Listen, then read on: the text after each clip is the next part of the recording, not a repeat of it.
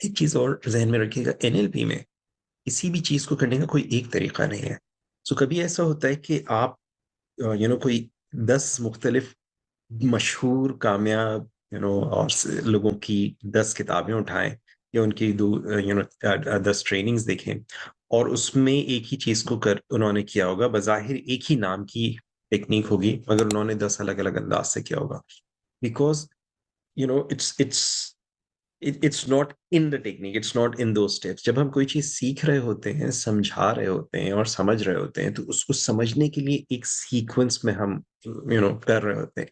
मगर जब हम उसको अप्लाई कर रहे होते हैं, तो हमें ये देखना होता है हमारे सामने कौन है।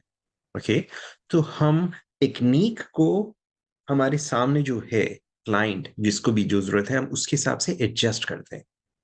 तो हम उस क्लाइंट को टेक्निक पे फिट नहीं करते हैं, एडजस्ट नहीं करते हैं। And this is one of the biggest mistakes that unskilled people do, कि उन्होंने कोई टेक्निक सीखी, हिप्नोसिस की, एनएलपी की, किसी भी किस्म की कोई टेक्निक सीखी, और वो फिर उस टेक्निक को किसी के ऊपर अप्लाई करके एंड दे थिंक ये टेक्निक काम करेगी। Okay, no, techniques don't work.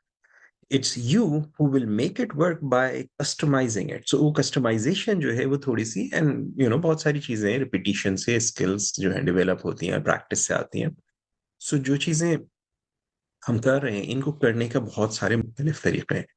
और कुछ चीजें ऐसी हैं कि अमेरिका के अंदर, यूरोप के अंदर हर चीज कॉपीराइट के लॉज जो है वो खासी स्ट्रिक्ट हैं। तो कुछ चीजें ऐसी हैं कि कुछ लोगों ने अपने नाम से उनको कॉपीराइट वो करा लिया, और उन्होंने उनको कुछ डिफरेंट नाम दे दिए, उन्हीं टेक्निक्स में थोड़ी सी ऑल्ट्रेशन करके उनको कुछ अपने नाम दे दिए। सो इस तरह की चीजें भी आपको एनएलपी में मिलेंगी। Is like in any other business, ये चीजें होती हैं यहाँ पर भी।